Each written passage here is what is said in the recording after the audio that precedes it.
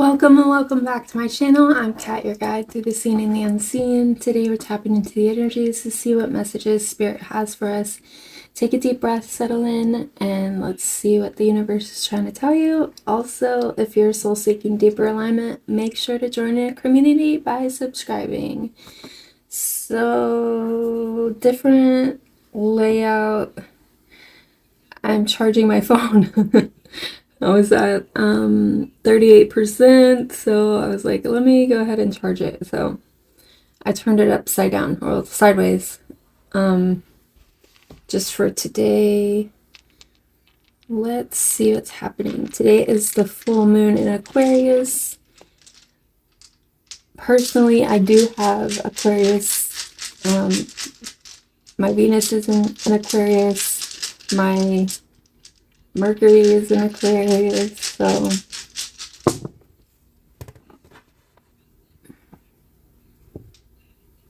okay, we do have Aquarius, Aries, Leo, Scorpio.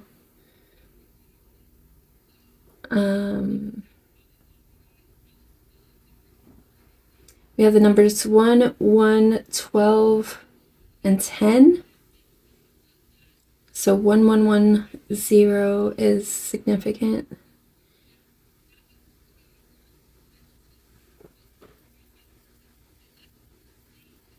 Or 111, 1111, and 20 is significant. We have Venus, Mercury, and I'm missing one. Hold on. Oh, South Node.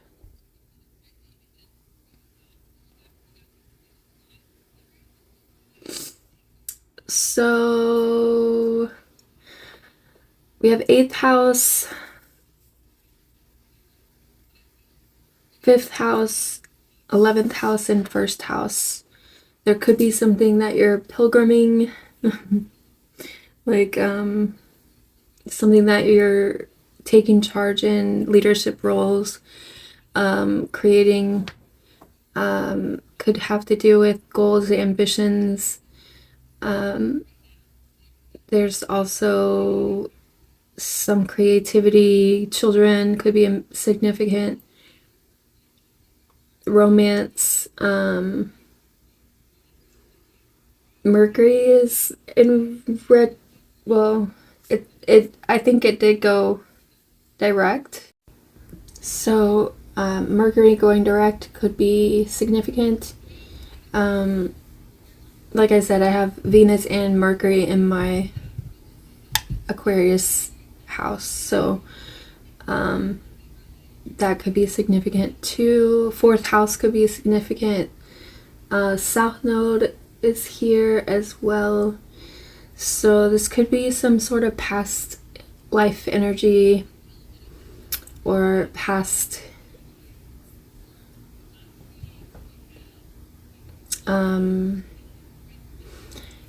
the past could be significant. Okay, let's go ahead and get into it.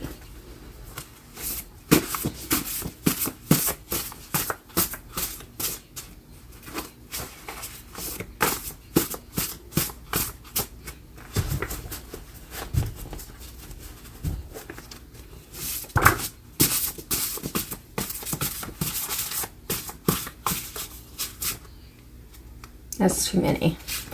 That's a lot.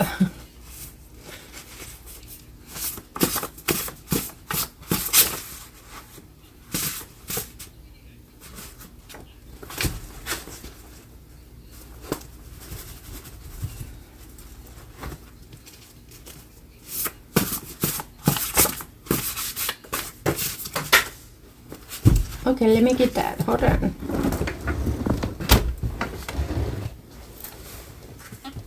Never mind my unmade bed.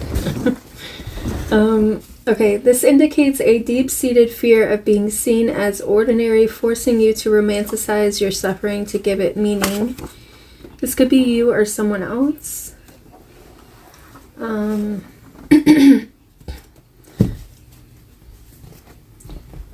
You are projecting your own genius onto mentors, leaders, or partnerships, because holding it yourself feels like an intoxicating, terrifying weight. So this is more about holding yourself back by putting others on a pedestal. End your day by wrapping yourself in a blanket of gratitude. It ensures your dream time is a journey into temples of light. Okay. So I'm seeing this as like a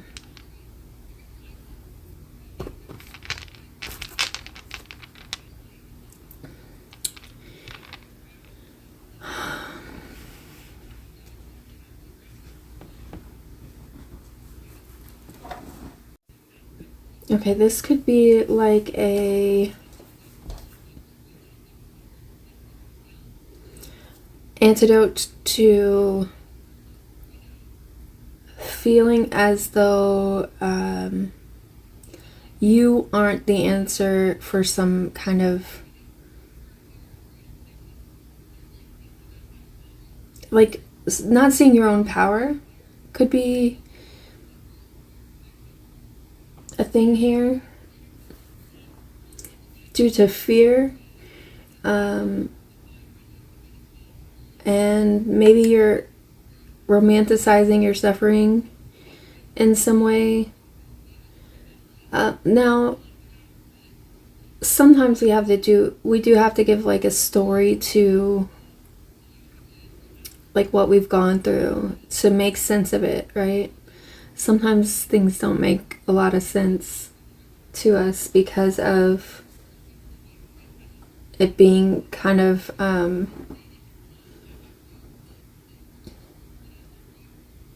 shocking or like a traumatic event or something like that. So there's a point at which we draw the line, a point at which we have to just take acceptance as an antidote instead of romanticizing, things that we've gone through. So like a lot of times in the tarot reading community, we see a lot of people get caught up in watching videos about like, an ex or something like that, and projecting their own, you could call it genius, instead of inwardly looking at what they've gone through and accepting it for what it is. They might not accept it at face value and instead go to tarot to make sense of the story and feed their ego and things like that.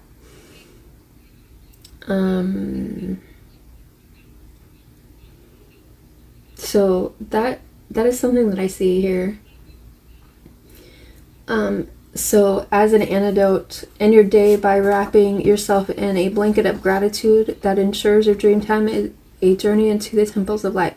So if you are accepting, it is what it is, this is where I'm at, I accept. Okay, I wrote notes. I feel like this could be someone who you were in connection with before, or maybe in connection with now, who doesn't think for themselves in your connection. They may listen to other people instead of coming to God or you, or the source. They don't go to the source. They're kind of seeking outside opinions for things that they probably shouldn't. They give their power away in that way. You or them, this could be you also. This could be a mirror for you. This could be like someone who maybe you were the same way or were in the past, and this is like past energy showing itself, like this is a mirror Let me see. When you have doubts or concerns, do you turn to God or for answers, or do you rely on tarot or other people to clarify? I feel like this is a defense, an ego defense.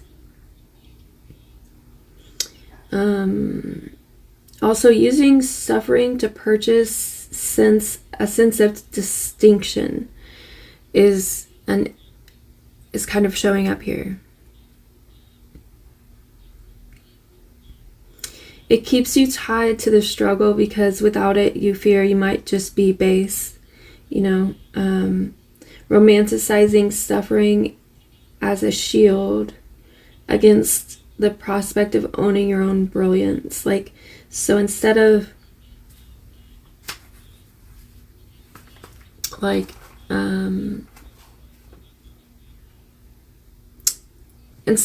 to, instead of being just an ordinary person that struggles with ordinary things, maybe we make them something more, but then also romanticize our suffering, when we've been through a lot, romanticizing that instead of going to, so I would see that as going to tarot to kind of get some sense of validation, instead of as opposed to giving that validation to yourself, knowing you've been through whatever you've been through, and then just allowing yourself to feel that validation from you. You're seeking it outside. It's like feeding the dragon, I wouldn't say dragon, but it's like feeding the beast instead of just allowing it to ebb and flow. Things that we go through, it doesn't always have to be like everyday news. I don't know. Admiring power in someone else feels safe. Holding it yourself requires you to unarmor yourself and show up being fully seen as you are, right? You don't need to suffer to be extraordinary, and you don't need to pedestalize, you don't need a pedestal outside yourself to hold your power. This subconscious trade made to avoid exposure or accountability comes with standing in your full self. Giving your power away feels like surrendering to someone else's genius in devotion, like as if you're devoted to somebody else's genius in some way. But what you may be giving up is trust for your own guidance by outsourcing your intuition, your own intuitive guidance, your own intuition, pedestalizing or idealizing others, so much so that their opinions or their views hold more weight than your own lived experience, eroding and dimming your own clarity and boundaries.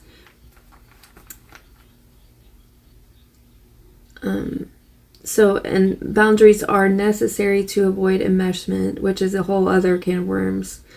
Personal power is heavy because it strips away excuses, right? It feels weighty. There's no one else to blame, no retreat, no one else to project responsibility onto to safeguard your ego, which actually is an illusion your ego uses to keep you safe. In reality, your life and any consequence to be had will always go where it's meant to go, right? Ask yourself, what part of my own power am I recognizing in someone else, and why And why am I afraid to embody that myself? So this leads to power leaks, right? So like sometimes we give our power away, which allows a leak in our own power, right? Power leaks feel like shrinking or rushing. The moment you notice it in your body, ground yourself, breathe, straighten your posture. A 3-second delay will disrupt the automatic urge to yield your space or yield your power.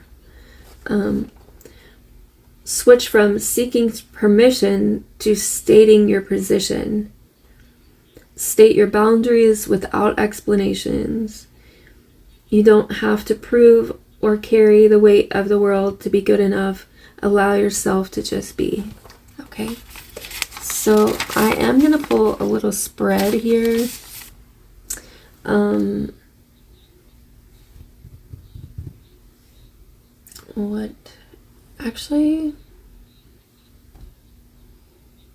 What deck?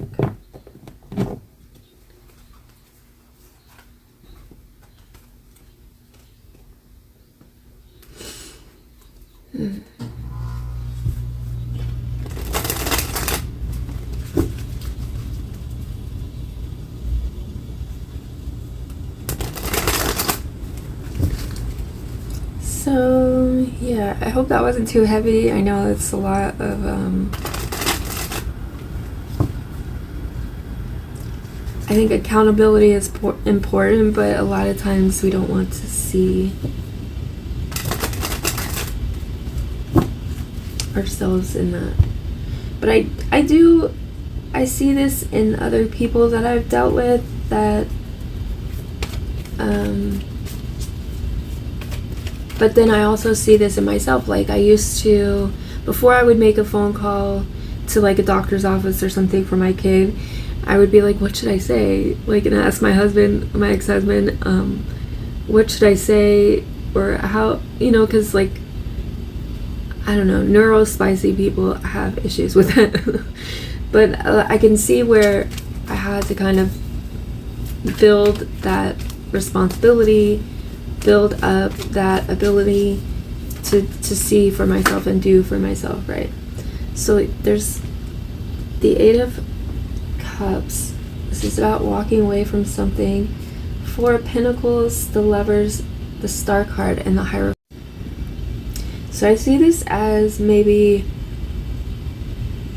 you walking away from attachments, making your own choices, standing in your power and healing, like being the light, showing up for yourself and being the light by walking away from things that maybe don't value you. Yeah, okay, so we're showing up as the moon.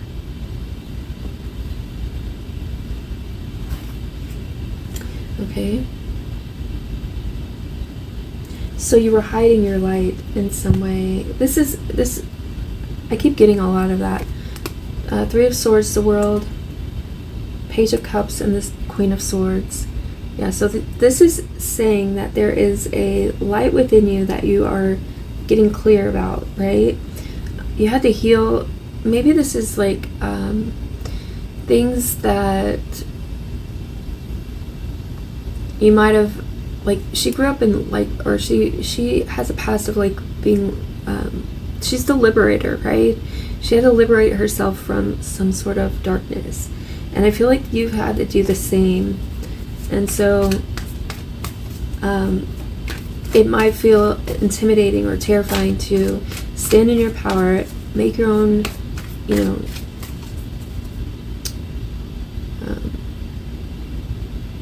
powerful decisions that might affect other people. Maybe you feel kind of like, I can't do that. But it's necessary. So what's surfacing is you standing in your power. I see this Emperor as you. putting up boundaries in some way.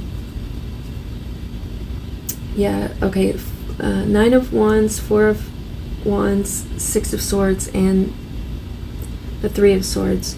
So this could have a lot to do with like the healing of heartbreak or a heartache or not feeling fully yourself. There was maybe some seeing the 5 of Swords in this other deck, that maybe you were dealing with people before that did take from you in some sort of way, as vampiric energy of maybe projecting their own darkness onto you. So you embrace that as, okay, maybe this is true. And now you might go to tarot and say, this validates me in some way. So you're kind of stuck in that cycle of watching tarot all the time. This could give you some sort of validation that you really should be seeking for yourself. And maybe just watch tarot every now and then. But like, it's about giving your power away, instead of seeing yourself as maybe powerful enough to know already, like trusting your own intuition. You're kind of outsourcing your intuition, and we don't want to do that, because that can lead you to not having your own truth and identity and all the things. So what do we need to expand on? So that's too many. So we have 3 of Cups, King of Wands, the Devil, 9 of Swords, and at the bottom is the 7 of Wands. So I am seeing this as going to the group, right? Group-mindedness, instead of being in your own power. That's the toxicity, and that's what gives you anxiety. You may have anxiousness about your own power, so you go to the group because it feels more comfortable. This is like, yes, we are a social species. However, you should always seek within some sort of understanding of what is happening, because you have to slay your own demons. We all have to slay our own demons, right? And this demon will still live in the background, even if you're seeking validation from an outside source. That fire within you can't be ignited if you're seeking the fire outside from other people. So there's boundaries that are needed, because there's something that you have to learn about your own fire and your own power, that warrior within, right? And so that's where you find that stability, that union within. Okay, so instead of, let's just get one card for what are we needing to look at here or expand on. That's 2.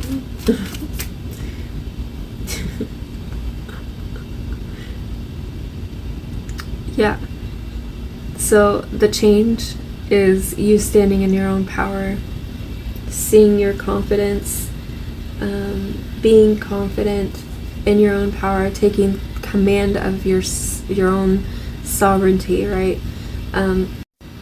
So this is where you have to put in effort. There's so 7 plus 1 is 8. So there's work to be done here. We also have so we have the 7 of Pentacles, Ace of Pentacles, and the 4 of Swords, and the Queen of Cups. So this is, again, your intuition. You have to meditate to get that, right? There's meditation that's needed. There's a new beginning here within your own self to kind of make this change and become this sovereign being, right? She's sovereign, the Queen of Wands. And I see this as like the efforts you put in is what's going to give you this new beginning with yourself, to put you at peace, like with trusting your intuition. So, what are the actions? The Seven of Pentacles. Yeah, so there's effort that's needed. There's something that you have to kind of work towards. You have the Three of Swords, the World, and the Page of Cups, and the Chariot here. So this is pushing forward, trusting your intuition, closing out cycles, and healing that wound. The wound of not trusting yourself, the wound of outsourcing, trying to seek validation for things that harmed you in the past, where maybe, so you may not trust your own intuition because that's what kind of got you in situations before that were why you are doubting yourself, kind of, you know. So there's a healing that's needed for that. What are our resources?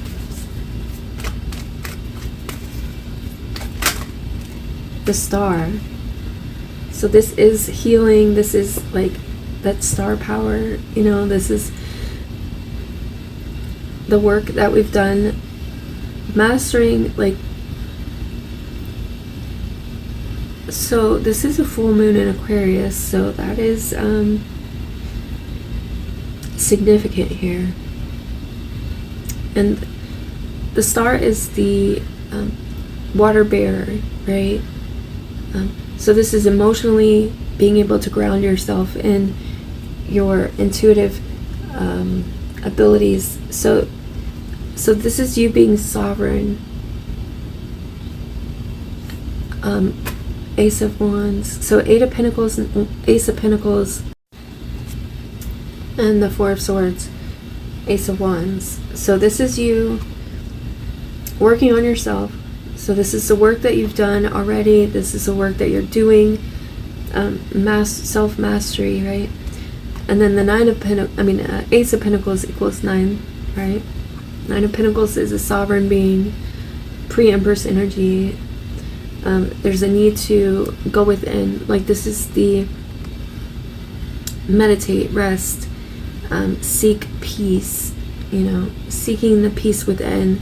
So being at peace with your own intuition, right? The Three of Swords and then the Four of Swords, right? So healing, the healing power that you have, it's going to help you come up with like new ideas and transform creatively. So you're the paintbrush, being the paintbrush in your own life, creating, you know, for yourself instead of like outsourcing that energy. All right, I hope this helps. Thanks so much for watching. Okay, so I'm back. I actually found this on the floor behind my chair when I got up. So it says, you are afraid of your own capacity to heal because if you are whole, you can no longer use your brokenness as an excuse to hide. Okay, I feel like this is significant. Also, you can see that this was rolled over by the chair. I don't know if you can see it, but it's dirty. Anyway, so yeah, there's something about that in this reading. This could definitely be somebody that you were dealing with before, but this could also be yourself and they were a mirror for you. So if you are whole, excuses kind of are obsolete in this way. So that this could be an excuse that you use to keep yourself stuck in some sort of scenario.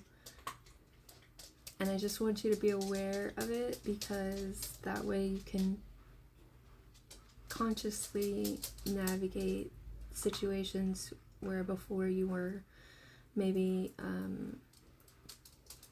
not so conscious to it. Anyway, I hope this helps. Thanks for watching.